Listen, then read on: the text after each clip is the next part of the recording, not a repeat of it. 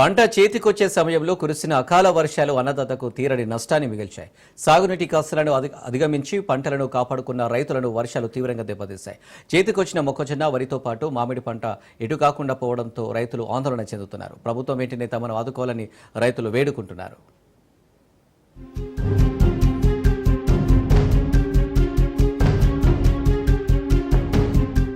నిజామాబాద్ జిల్లాలో కురిసిన అకాల వర్షాలు అన్నదాతను ఆగం చేశాయి. సాగునీరు కష్టాలకు ఓర్చి పంట సాగు చేసిన రైతును ఈ వర్షాలు నిండా ముంచాయి. వడగళ్ల వానతో సుమారు 1000 ఎకరాల పంట నష్టపోయింది. ముఖ్యంగా రూరల్ నియోజకవర్గంలో ఎక్కువగా నష్టం జరిగినట్లుగా రైతులు చెబుతున్నారు. బలమైన ఈదురుగాలులు, వడగళ్ల వాన కారణంగా చేతికొచ్చిన వరి, మొక్కజొన్న, మామిడి తోటలు చాలా వరకు నష్టపోయాయి. ఏపుగా పెరిగిన వరి పంట పూర్తిగా నేల కొరిగింది. గట్టిపడిన వరి ధాన్యం 100 ఎకరాల్లో రాలి నేలపాలైంది.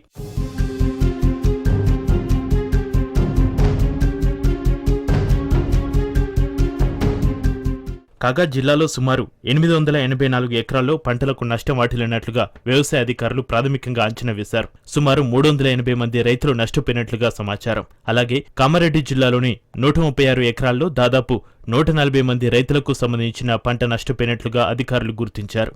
అయితే అధికారుల నివేదిక కంటే క్షేత్రస్థాయిలో ఎక్కువ విస్తీర్ణంలో పంటలు నష్టపోయినట్లుగా రైతులు చెబుతున్నారు. కొద్ది మొత్తంలో నష్టపోయిన పంటలను అధికారులు లెక్కలోకి తీసుకోవడం లేదని, పెద్ద మొత్తంలో నష్టపోయిన పంటలనే లెక్కలోకి తీసుకుని నష్టాన్ని ప్రాథమికంగా అంచనాగా పంపిస్తున్నారని మండిపడుతున్నారు. నష్టపోయిన తమను ప్రభుత్వం ఆదుకోవాలని కోరుతున్నారు రైతులు. మొత్తం వాన పడి, వర్షాలు రాళ్ళు పడి మొత్తం అడ్డు మొత్తం గంగల పాలైపోయింది. మాకు మీరు గవర్నమెంట్ కానీ కలెక్టర్స్ కానీ ఎవరైనా కానీ ఆదుకోవాలని కోరుతున్నాను. 4 ఎకరాల పొలం మా బాపులై 3 ఎకరాలు ఇప్పుడు దాదాపు దూరాన 30,000 దాకా ఖర్చు పెట్టుకుని సోమవారం పోతా ఉంటున్నాం సార్. 2 రోజులు అయితే పోతా కోసుకుంటాం. 2-3 లక్షలు ఇప్పుడు భూపతి రెడ్డి ఆదుకోమని కోరుకుంటున్నా. అవును, కలెక్టర్ మన ఎమ్మెల్యే సార్ గారు ఎవరైనా కానీ ఆదుకోవాలి.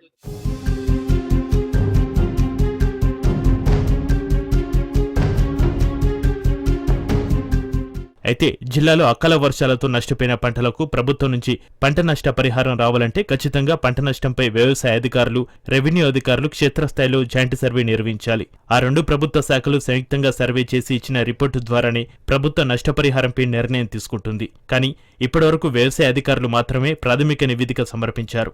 2 శాఖలు సంయుక్తంగా నివేదిక త్వరగా సమర్పించాలని రైతులు కోరుతున్నారు. 5 ఎకరాలు వేసుకుంటే పొలము దీంట్లో ఒక ఇత్తు లేదు. ఇప్పుడు 5 ఎకరాలు 5 ఎకరాలు అప్పు తీసుకొని వేసిన పంట ఈ రోజు ఏం లేదు. గురేసుకోవాలో అప్పుల బాధ ఏం చేసుకోవాలో తెలుస్తలేదు. కాబట్టి రైతులు, అధికారులు స్పందించి స్థానిక ఎమ్మెల్యేలు కానీ స్థానిక అధికారులు ఎవరైనా కానీ రూరల్ కాన్స్టిట్యూన్సీలోని దర్పల్లికు చాలా నష్టం జరిగింది. వాడి, సిద్దిపేట, గుడితండలో పంట దాదాపు 100 ఎకరాలలో నష్టం జరిగిపోయింది. కనీసం ఎకరానికి 30,000 కంపల్సరీ నష్టపరిహారం చెల్లించాలని కోరుకుంటున్నాం.